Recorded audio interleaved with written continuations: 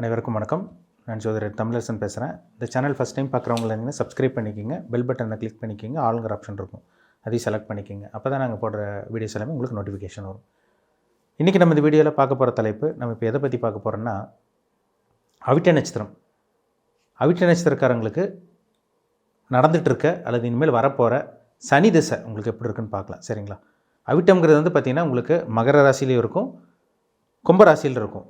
உடைபட்ட நட்சத்திரம், அதாவது 2 ராசிக்கு வரும். ஒரே நட்சத்திரம் தான், ஆனால் 2 ராசிக்கு வரும். மகர ராசிக்கு அவிட்ட நட்சத்திரம் வரும், கும்பராசிக்கு வரும். பொதுவாகவே அவிட்ட நட்சத்திரக்காரங்க பாருங்கள், ஒரு ஃபயர் மாதிரி இருப்பாங்க, துடிப்பானவர்களாக இருப்பாங்க, கோபக்காரங்களாக இருப்பாங்க, கரெக்டாக பேசுவாங்க. வெட்டு ஒன்று துண்டு 2 தான். ஒரு சில பேர் டக்கு டக்கு டக்குன்னு கோவம் வரும், முன்கோவம் வரும். ஏன்னா அவிட்டங்கிறது செவ்வாயோட நட்சத்திரம். அப்போ அவங்களுக்கு அந்த குணாதிசயம் கண்டிப்பாக இருக்கும். எதாக இருந்தாலும் உடனே முடிச்சாகணும், உடனே செஞ்சாகணும்னு நினைப்பாங்க. ஆனால் பாசக்காரங்களாக இருப்பாங்க. சரிங்களா? வேகம் உள்ளவங்களா, விவேகம் உள்ளவங்களாகவும் இருப்பாங்க அவிட்ட நட்சத்திரக்காரங்க. இது ஒரு நல்ல ஒரு நட்சத்திரங்க.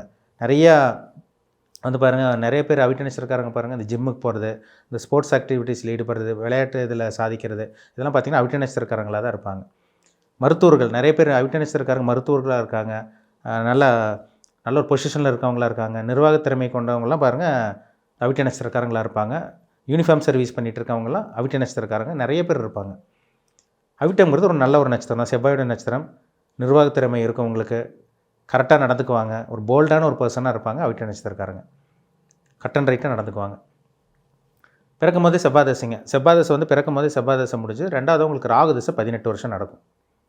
ராகு தசை 18 வருஷம் நடக்கும். மூணாவது வந்து பார்த்திங்கன்னா உங்களுக்கு குரு தசை ஒரு 16 வருஷம் நடக்கும். அப்போ நாலாவதாக பிறக்கும்போது வந்து பார்த்திங்கன்னா செவ்வாய் தசை முடிஞ்சு, ரெண்டாவது உங்களுக்கு ராகு தசை முடிஞ்சு, மூணாவது உங்களுக்கு குரு தசை முடிஞ்சு, நாலாவது சனி தசை நடக்கும். அந்த சனி தசை ரொம்ப முக்கியமான தசை.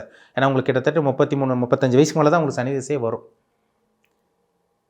கிட்டத்தட்ட 35லேருந்து கிட்டத்தட்ட ஒரு 55 வயசு வரைக்கும் நடக்குங்க உங்களுக்கு. 19 வருஷம் சனி தசை. 33, 34, 35 வயசு வரைக்குமே உங்களுக்கு 32, 33, 34, 35 வயசு ஸ்டார்ட் ஆச்சுன்னா உங்களுக்கு கிட்டத்தட்ட 53, 54, 55 வயசு வரைக்கும் உங்களுக்கு சனி தசை நடத்தும். 19 வருஷம் சனி தசை.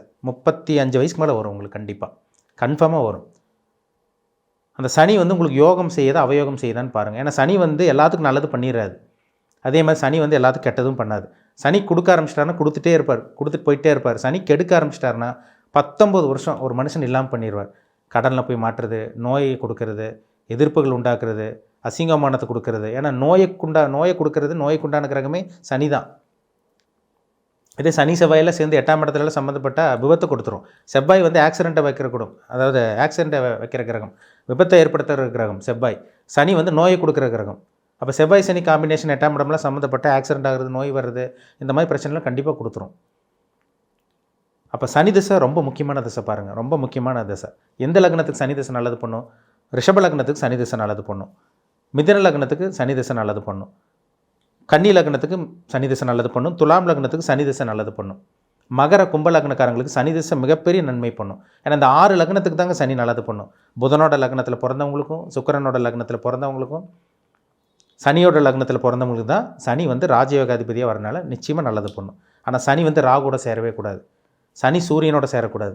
அப்பாவுக்கும் இவங்களுக்கு பிரச்சனை வந்துடும், ஜாதகருக்கும் பிரச்சனை வந்துடும். சனி ராகுவோட சேர்ந்துச்சுன்னா நிறைய பிரச்சனை வரும், இருட்டுக்குள்ளே போய் மாட்டின மாதிரி ஆயிரும். சனி சூரியனோட சேரக்கூடாது. சனி வந்து பார்த்திங்கன்னா உங்களுக்கு வந்து பார்த்திங்கன்னா கேது கூட சேர்ந்தால் கூட பரவாயில்ல, பெருசாக நெகட்டிவ் பண்ணாது. ஆனால் அதுலேயும் சில பிரச்சனை வரும். சனி சூரியனோட சேரக்கூடாது, செவ்வாயோட சேரக்கூடாது, ராகுவோட கண்டிப்பாக சேரவே கூடாது. சனி இருக்கிற இடத்த பொறுத்து பலன் கொடுக்குங்க. சனி இருக்கிற இடத்த விட பார்க்குற இடத்துக்கு வந்து பார்த்திங்கன்னா ரொம்ப பிரச்சனை கொடுக்கும். இப்போ இருக்கிற இடத்த விட பார்க்குற இடத்த சர்வநாசம் பண்ணும். அதனால தான் சனி பார்க்க சர்வநாசம், குரு பார்க்க கோடி நன்மைன்னு சொல்லியிருக்காங்க.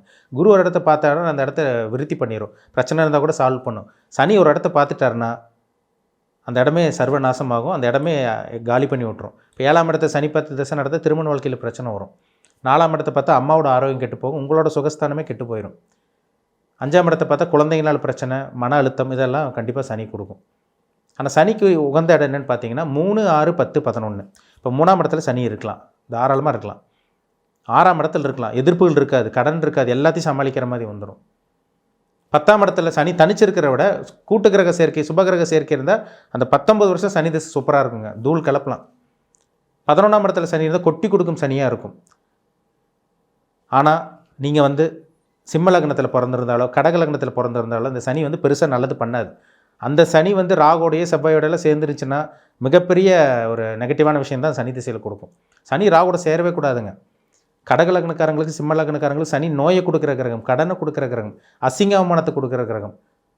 ஒரு சில பேருக்குலாம் கடக லக்னத்தில் சிம்ம லக்னத்தில் பிறந்தவங்களுக்கு சனி திசை வந்து நடு ரோட்டில் நிற்கிறவங்களாம் நிறைய பேர் இருக்காங்க. ஒன்றுமே இல்லாமல் இருக்கவங்க இருக்காங்க. அந்த 35 வயசுக்கு மேலே வாழ்க்கை வீணாக போயிடும் அவங்களுக்கு. வாழ்க்கையை வேஸ்ட்டுன்னு சொல்லலாம். அதே 35 வயசுக்கு மேலே நல்லா இருக்காங்க பார்த்தீங்களா? என்ன காரணம்? சனி வந்து சுபகிரகத்தோடு சம்மந்தப்பட்டிருக்கு. குருவோடு இருக்கார், நல்ல லக்னத்தில் பிறந்திருக்காங்க. மேஷ லக்னத்தில் பிறந்தவங்களுக்கு கூட சனி நல்லா தாங்க பண்ணுது. தனுசு லக்னத்தில் பிறந்தவங்களுக்கு சனி 2ஆம் அதிபதியாக வரனால ஒரு பேலன்சிங்காக மீடியமான இருக்கிற கிரகம்னால கண்டிப்பாக நல்லது பண்ணுது. மீன லக்னத்தில் பிறந்தவங்களுக்கு கூட சனி நல்லா தான் பண்ணுது.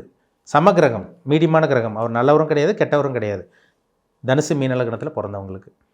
மற்ற லக்னம் சுக்கிரனோட லக்னம் ரிஷபம், துலாம், புதனோட லக்னம் மிதுனம், கன்னி, சனியோட லக்னம் மகரம், கும்பல். இந்த லக்னத்தில் பிறந்தவங்களுக்கு இந்த சனி திசை கண்டிப்பாக யோகத்தை செய்யும்.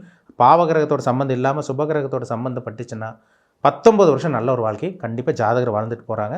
அதுவும் இந்த அவிட்ட நட்சத்திரக்காரங்களுக்கு ஒரு முக்கியமான தசைன்னு சொல்லிடலாம் சனி தசை. உங்கள் ஜாதகத்தில் சனி எங்கே இருக்கார்? கெட்டு போயிட்டாரா? நல்ல அமைப்பில் இருக்காரா? உபஜய ஸ்தானத்தில் இருக்காரா? இல்லை நீங்கள் சிம்ம லக்னம் கடக லக்னத்தில் பிறந்திருக்கீங்களா? சனி வந்து உங்களுக்கு கெட்டு போயிருக்காரா? உங்களுக்கு கெட்டது பண்ண போகிறாரா?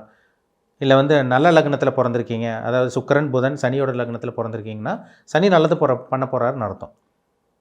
சனிக்கு வந்து பார்த்திங்கன்னா ஒரு உகந்த இடமே வந்து பார்த்திங்கன்னா இந்த உபஜயஸ்தானம் தாங்க. 3, 6, 10, 11 இடங்கிறது சனிக்கு ஒரு நல்ல ஒரு இடம் சொல்லப்பட்டிருக்கு. இதே வந்து பார்த்திங்கன்னா சனி வந்து லக்னத்திலலாம் இருக்கக்கூடாது. லக்னத்திலிருந்து ஜாதகர் வந்து நோய்வாய்ப்படுறது இதெல்லாமே சனி திசையில் கொடுக்கும். ஆளே மந்தமாக இருப்பாங்க. 2ல் சனி இருந்தால் வாயால் கெடுவாங்க, வாய்ப்பேசி பிரச்சனை வரும், குடும்பத்தில் பிரச்சனை வரும். 4ல் இருந்து அம்மாவோட ஆரோக்கியம் கெட்டு போகும். 5ல் இருந்தால் ஒரு சில பேர் குழந்தை பிறக்கிறதே இல்லை, குழந்தை தாமதமாக பிறக்கிறது, ஊனமாக பிறக்கிறதெல்லாம் 5ல் இருக்க சனி தான். 8ல் சனி இருக்கலாம், ஆனால் சுபகிரக சம்மந்தப்பட்டிருக்கணும். 8ல் சனி தனிச்சு இருந்துச்சுன்னா கண்டிப்பாக நிறைய கண்டங்களை கொடுத்துரும். 12ல் சனி இருந்தால் தூக்கமே கெடுக்கும், அயன சயன போகம் எல்லாத்தையும் கெடுத்துரும். நிம்மதியான தூக்கம், நிம்மதியான கட்டில் சுகம் உங்களுக்கு இருக்கவே இருக்காது. 11ல் சனி இருக்கலாம், தப்பே கிடையாது, நல்ல ஒரு விஷயத்தை கொடுக்கும். 9ல் சனி இருந்தால் அப்பாவோட ஆரோக்கியத்தை கெடுக்கும். 4ல் சனி இருந்தால் அம்மாவோட ஆரோக்கியத்தை கெடுக்கும். அப்போ சனி கரெக்டான ஒரு இடத்துல இருந்து சுபகிரக சம்மந்தப்பட்டுச்சுன்னா, சுபகிரகத்தோடு சேர்ந்தால் சனி நல்லவர், கெட்ட கிரகத்தோட சேர்ந்தால் சனி மேலும் கெட்டது பண்ணுவார், பாவியாக கண்டிப்பாக மாறிடுவார். அப்போ உங்கள் பிறப்பு ஜாதகத்தை பாருங்கள், சனி எங்கே இருக்கார், உங்களுக்கு சாதகமாக பாதகமாக, உங்களுக்கு நல்லது பண்ணுமா கெட்டது பண்ணுமான்னு பார்த்து தெளிவாக தெரிஞ்சுக்குங்க. சரிங்களா? அப்போ தான் உங்களுக்கு ஒரு ஐடியா கிடைக்கும், என்ன பண்ணலாம் என்ன பண்ணக்கூடாதுன்னு உங்களுக்கு ஐடியா கிடைக்கும். நீங்கள் அந்த உங்கள் லைஃப் பார்த்துட்டு நீங்கள் போயிட்டே இருக்கலாம். உங்களுக்கு ஒரு தெளிவு கிடச்சிரும். சனி எங்கே இருக்காருன்னு பாருங்கள், செக் பண்ணிக்கோங்க. மீண்டும் அடுத்த பதிவில் சந்திக்கும் வரை உங்களிடமிருந்து விடைபெறுவது உங்கள் சகோதரர் தமிழரசன். இந்த சேனல் பிடிச்சிருந்தா உங்கள் நண்பருக்கு உறவினருக்கும் ஷேர் பண்ணுங்கள், லைக் பண்ணுங்கள், சப்ஸ்கிரைப் பண்ணுங்கள், பெல் பட்டனில் கிளிக் பண்ணிக்கோங்க, ஆளுங்கிற ஆப்ஷன் இருக்கும், அதையும் செலக்ட் பண்ணிக்கோங்க. அப்போ தான் நாங்கள் போடுற பதிவுகள் எல்லாமே உங்களை வந்து சேரும். நன்றி, வணக்கம்.